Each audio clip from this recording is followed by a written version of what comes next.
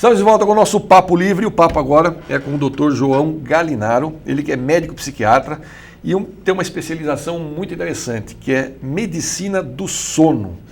Ele cursou medicina do sono, inclusive, na Universidade de Pittsburgh, nos Estados Unidos, para ampliar mais esses conhecimentos e ter uma visão diferenciada sobre o assunto. Doutor João, obrigado pela participação, mas como é que é essa sua vocação aí para estudar o sono? Por quê? Eu sou psiquiatra, né, de formação, e eu, durante a minha jornada aí na psiquiatria, eu entendi que o sono era algo bastante importante na vida das pessoas, tanto para a saúde física como para a saúde mental.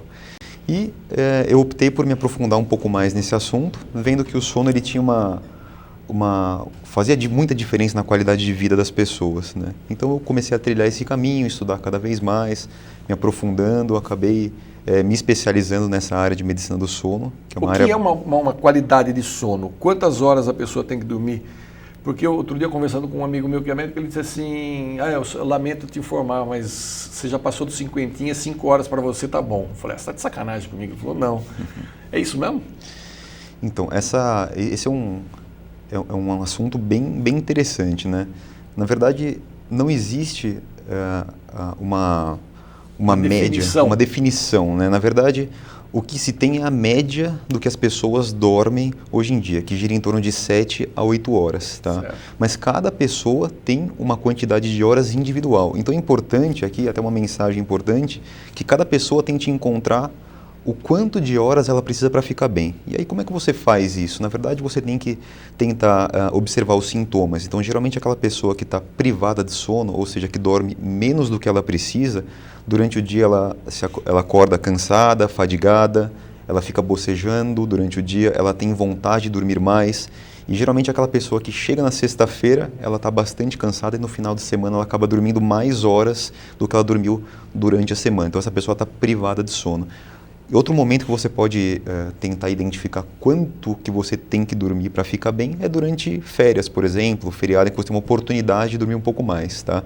Então, a média das pessoas é em torno de 7 a 8 horas, tá? Mas você tem que pensar na individualidade. Quando você tenta buscar 8 horas, que é o mito do sono, né? Uhum. Eu preciso de 8 horas para dormir.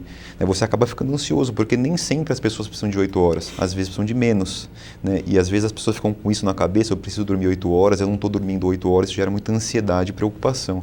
Então o ideal é que você descubra o quanto que você precisa dormir para se sentir bem. Lógico, ao longo da idade, né, bebê, as crianças têm uma necessidade de sono muito maior. Tá? Conforme a idade vai avançando, isso vai mudando e a estrutura do sono também vai mudando. Tá? Mas isso é uma média, né? A gente tem uma média da população, mas tem que descobrir a individualidade. E a tal da insônia? Quando ela pega, o que é insônia exatamente? Como é que ela prejudica o bem-estar? Então, a insônia ela prejudica o bem-estar de uma forma global, tanto da saúde física como mental. Só para a gente tentar entender como que isso acontece, a gente ficar uma noite sem dormir, a gente já percebe no dia seguinte os prejuízos, né, que uma insônia causa. Imagina alguém que dorme mal todos os dias, né, o prejuízo é enorme. Ela pode ser definida, né, a definição de insônia é uma dificuldade para iniciar o sono, então aquela pessoa que demora para pegar no sono depois que ela deitou, uma dificuldade em manter o sono. Tá? Então aquela pessoa que até dorme de forma tranquila, mas ela acorda várias vezes durante a noite, ou aquela pessoa que acorda antes do que ela deveria ou que gostaria, mesmo tendo oportunidade para dormir um pouco mais. Por exemplo, a pessoa precisa acordar às 8, de repente ela desperta às 5 e não consegue dormir mais. Tá? Então nesses três aspectos, uma dificuldade de iniciar, manter ou acordar mais cedo do que deveria ou gostaria, e além de ter uma sensação de que o sono não foi reparador, né? Essa é a definição de insônia. E qual é o maior medo? Quem sofre de insônia? O que essa pessoa tem medo de alguma coisa? Qual é a ansiedade? O que transtorna essa pessoa daí? Isso é bastante importante, né? Dificilmente, né, é mais comum que a insônia, né, ela seja associada a outros quadros, né? Por exemplo, é muito comum a insônia como sintoma ser associada à depressão, a um quadro de ansiedade, a um quadro de dor. Então, é uma diferença importante. Quando a gente define a insônia dessa forma que eu falei, a gente está falando insônia como sintoma, né? A insônia como sintoma é definida dessa forma, pode estar associada à depressão, à dor, à ansiedade. Né? Quando a gente fala uma insônia mais pura, digamos assim, que antes a gente chamava de insônia primária, ela é aquela insônia que tem essas características, mas que traz prejuízo durante o dia também, como irritabilidade, fadiga, impulsividade. Então, a insônia é muito comum ela estar associada a outros quadros, tá? Então, ela acaba prejudicando a pessoa por conta dos prejuízos durante o dia. Então, quando a gente fala transtorno de insônia, né, que seria aí a patologia, ela seria aquelas características que eu disse, mais os prejuízos que ela causa durante o dia. Isso tem cura? Tem como curar isso? Ou é só com medicação?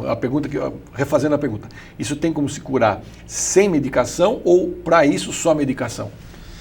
Não, isso acho que a maior dor das pessoas realmente, né, é essa questão da medicação, né, é entender que elas terão que usar uma medicação para serem curadas, ou aquelas pessoas que têm necessidade de serem medicadas, que existem alguns casos, né, que se trata com medicação, mas aquelas pessoas elas ficam com medo de terem que usar medicação para o resto da vida, ou ficam com medo que aquela medicação possa causar algum problema futuro para ela, né? Então, existem formas de tratar a insônia sem medicação, sim, e acho que isso é a base, né? E isso serve para qualquer tipo de insônia, tá? E aí envolve uma mudança de comportamento, uma mudança de hábitos. Isso é bastante importante. Então, como que geralmente acontece, né, a insônia? A pessoa ela tem uma predisposição a ter insônia. Então, isso por aspectos genéticos, por antecedentes familiares, por ter um passado de doenças psiquiátricas como a depressão. E ela tem um momento que ela tem um gatilho, né, que ela tem um fator que vai desencadear aquela insônia, como, por exemplo, uma perda de emprego, um término de relacionamento. Então, a pessoa já tinha uma predisposição e, de repente, ela tem um gatilho. A partir desse momento, a pessoa começa a desenvolver comportamentos e hábitos que vão fazer com que essa insônia se perpetue. Então, quer dizer, por mais que ela tenha recuperado o emprego ou tenha superado no término de relacionamento, se ela mantém hábitos ruins, né, ela começa a reforçar a insônia e aí a insônia se perpetua. Então, a intervenção nos comportamentos ela é importante desde o começo. O que seria um hábito ruim? Então, por exemplo, essa pessoa que ela perdeu o emprego, ela tem insônia. Então, ela tem a crença, né, que ela precisa cochilar durante a tarde para se sentir melhor. Tá? Então, ela começa a cochilar e ela tira um cochilo de 2 horas porque ela realmente se sente um pouco cansada. O fato dela dormir durante a tarde vai prejudicar o sono dela da noite. Então, esse é um hábito ruim. Da mesma forma que ela tira o cochilo da tarde, ela acorda e toma um café, porque ela se sente cansada. E o café, ele demora um tempo para ser eliminado do organismo, então ele pode prejudicar o sono da noite. A pessoa ela pode passar a acreditar que se ela deitar mais cedo, ela vai ter uma oportunidade a mais para dormir. Só que ela não vai conseguir dormir, porque ela vai começar a ficar mais ansiosa, que não consegue pegar no sono. Então percebe que são vários comportamentos que ela começa a ter achando que vai resolver o problema, mas que na verdade ela acaba complicando e perpetuando a insônia. É um ciclo, né? Uhum. Ela começa a ter comportamentos ruins, tem a crença de que ela não consegue mais dormir e vai reforçando pelo café que ela toma, pelo cochilo que ela tira durante o dia, pelos sintomas que ela começa a apresentar, ela vai ficando cada vez mais preocupada e isso não depende mais dos fatores, né, que antecederam ou do gatilho para desencadear a insônia. É um ciclo que acontece. Essa é uma das teorias que explicam como que a insônia se cronifica, que a gente chama de modelo de Spielman, ou modelo dos 3 Ps. Serão fatores predisponentes, precipitantes e perpetuadores. E é nos fatores perpetuadores que a gente tem que atuar de forma mais incisiva para tratar a insônia, sem o uso de medicação. Tá? Esse cochilo na tarde, por exemplo, um cochilo de 30, 40 minutos, ele prejudica também o sono ou não? Uma pessoa que almoça e tira um cochilozinho de meia hora, aí volta para o trabalho. Então, isso a famosa siesta. Sim, isso depende muito do caso, a gente tem que individualizar. Então, se a gente for considerar que uma pessoa que não tem problemas de sono, ela tira um cochilo durante o dia, isso não prejudica o sono da noite, não tem problema. Isso pode até ser bom, né, para ela, deixa um pouco mais descansada. A única dica aqui é que esse cochilo tem que ser curto, tá? Tem que ser em torno de 20 minutos mais ou menos, porque se você começa a cochilar 1 hora, 2 horas, aí você já acaba... passa a dormir mesmo. Exatamente, né? Você aprofunda um pouco as fases do sono e isso é ruim, né, para você durante o dia, né, porque você pode acordar um pouco mais fadigado e aí sim pode prejudicar o sono da noite. Mas para quem tem insônia, né, o fato de evitar cochilar durante o dia é uma das regras do que a gente chama de higiene do sono, né? Porque para o insônia que já tem uma dificuldade em pegar no sono, o fato de cochilar durante o dia pode interferir e pode ser prejudicial. Então a regra aqui se você não tem problemas de sono e você quiser tirar um cochilo curto, tudo bem, não tem problema, no início da tarde. Se você tem insônia, é importante que você evite cochilar durante o dia, porque isso pode prejudicar o sono da noite. A insônia, ela é um mal que... Como é que... Deixa eu tentar reformular a pergunta da forma que eu ia fazer. O país está passando hoje por um momento de crise e todo mundo está a 1.000, 2.000 por hora, preocupações a 1.000. A insônia, ela passa a ser um fator muito preponderante na vida das pessoas hoje? Ou o número de pessoas insônias é muito grande? Como é que é isso? Os dados, né, tem até um estudo, né, recente que foi feito na cidade de São Paulo, mas que representa o Brasil e ele é concordante com os estudos que tem ao redor do mundo, que ele diz que quando a gente fala em sintoma de insônia, né, esses que eu comentei no início, de dificuldade em iniciar, manter ou acordar mais cedo do que gostaria, esses sintomas giram em torno de 40% a 50%. Um estudo epidemiológico que aconteceu na cidade de São Paulo. Então, quer dizer, 40% a 50% das pessoas em São Paulo tem pelo menos um desses sintomas de insônia. Quando a gente fala em transtorno de insônia, que foi aquela segunda parte que eu mencionei, que são esses sintomas associados aos prejuízos que a pessoa tem durante o dia, isso gira em torno de 10% a 15%, mas é lógico que depende muito de referência, depende do método que você usou para avaliar essas pessoas, mas é altamente prevalente e bem comum, né? Se você conversa com as pessoas hoje...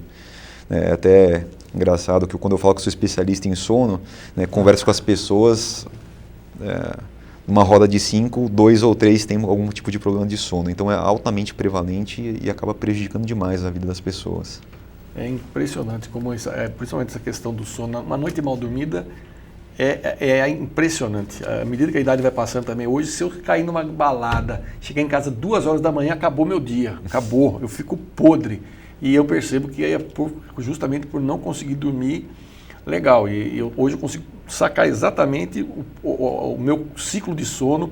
Eu tenho uma fase que se eu deixar passar aquela fase, ficar assistindo televisão, me deu aquele soninho, se eu não for dormir naquele horário, eu deixar passar, depois eu não durmo mais. Aí são coisas que a gente vai observando por conta disso.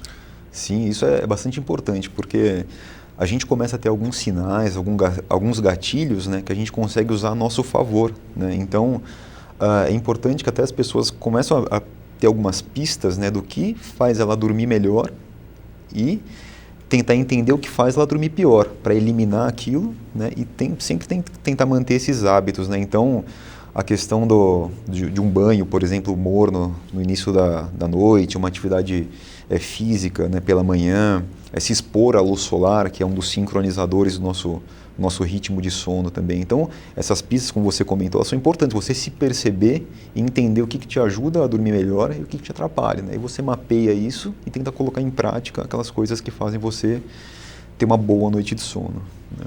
E para você aí de casa, muito obrigado pelo carinho da audiência. Nós ficamos por aqui e o Papo Livre está de volta, se Deus quiser, no próximo bate-horário, no nosso bate-canal de sempre. Fique com Deus, muita paz, não desligue, daqui a pouquinho tem mais programação local na sua telinha da TV. Fique com Deus, fui!